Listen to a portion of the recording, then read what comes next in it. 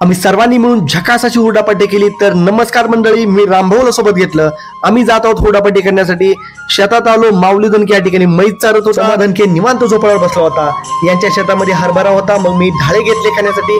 मी आणि रामभाऊने निवांत झाडाखाली बसून ढाळे खाल्ले. तोपर्यंत सोमाच्या नानांनी हुरडा आणला, आकटी केली.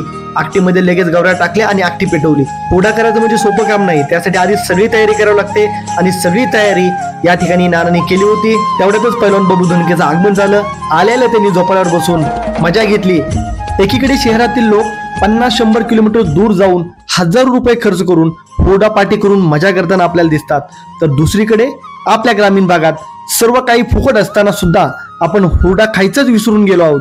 ही आजची खरी वस्तुस्थिती आहे. सोमा आणि माऊलीने हुरड्यासोबत खाण्यासाठी भरपूर काय आणलं होतं. गूळ, खारे शेंगदाणे, शेंगाचे लाडू, फरसाण, चटणी. आम्ही सर्वांनी बसून मिळून मनमोकळेपणाने झकास हुरडा पार्टी केली. माणसाला जीवनामध्ये आनंद, शांती, समाधान पाहिजे असतं आणि ते आपल्या आजूबाजूलाच असतं. ते फक्त आपल्याला शोधता आलं पाहिजे. मित्रांनो, किती कामात व्यस्त असाल तर वेळ काढा आणि या वर्षी हुरडा पार्टी आपणही नक्की करा. हुरडा खाल्ल्यानंतर माझं पोट भरलं आणि त्याबरोबर मनही भरलं. मी झोपाळ्यावरती थोड्या वेळ आराम केला. माऊलीचे, सोमाचे आणि सोमाच्या वडिलांचे आम्ही आभार मानले, कारण त्यांच्यामुळेच ही हुरडा पार्टी अतिशय जबरदस्तपणे झाली होती. हुरडा पार्टी संपली आणि आम्ही घराकडे निघालो.